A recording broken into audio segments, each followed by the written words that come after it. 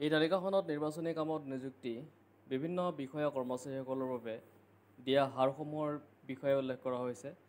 ইয়াত আমি জানিবলৈ চেষ্টা কৰিম যে কিমান টকা তেওঁলোকক দিব।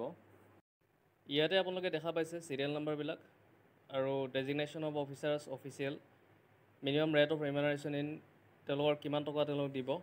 আমি যদি চাওঁ ইয়াতে লিষ্টখনত নাম্বাৰ 1ত দিছে ছেক্টৰ অফিচাৰ জ'নেল মেজিষ্ট্ৰেট তেওঁলোকক 1500 টকা লামচাম হিচাপে দিয়া হ'ব।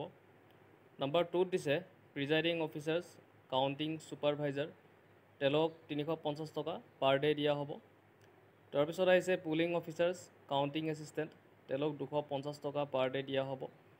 নাম্বাৰ 4ত দিছে ক্লাছ 4 তেওঁলোকক পাৰ ডে 150 টকা। তাৰপিছত আহিছে পেকেট লাঞ্চ অৰ লাইট ৰিফ্ৰেছমেণ্ট তেওঁলোকক 150 টকা পাৰ ডে দিয়া হ'ব, পাৰ হেড পাৰ ডে দিয়া হ'ব।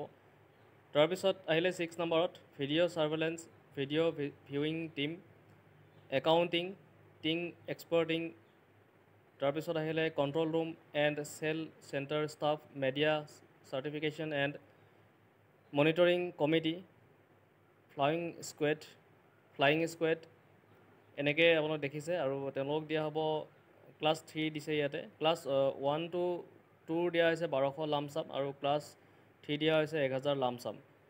তাৰপিছত আহিলে 7 নম্বৰ মাইক্ৰ' অবজাৰ্ভাৰ কাউণ্টিং তেওঁলোকৰ 350 পাৰ ডে। BLO তেওঁলোকক দিয়া হ'ব 150 টকা পাৰ ডে। তাৰপিছত আহিলে আশা MPWs তেওঁলোকৰ 150 টকা per day. The above mentioned rate are equally applicable to police personnel actually deployed on polling booth counting centers to be paid by district police। ইয়াতে এইখিনিকে কোৱা হৈছে তলৰ ফালে এই ভাতাৰ হাৰবোৰ আৰক্ষী কৰ্মচাৰীসকলৰ ক্ষেত্ৰতো প্ৰযোজ্য যিসকলক ভোট কেন্দ্ৰ বা গণনা কেন্দ্ৰত কাৰ্য নিযুক্তি কৰা হৈছে আৰু ইয়াৰ ভাতাটো জিলা আৰক্ষীয়ে দিব লাগিব। তো এইটোৱে আছিলে আজিৰ আপডেট। যদি ভাল লাগিছে লাইক শ্বেয়াৰ ছাবস্ক্ৰাইব কৰি দিব।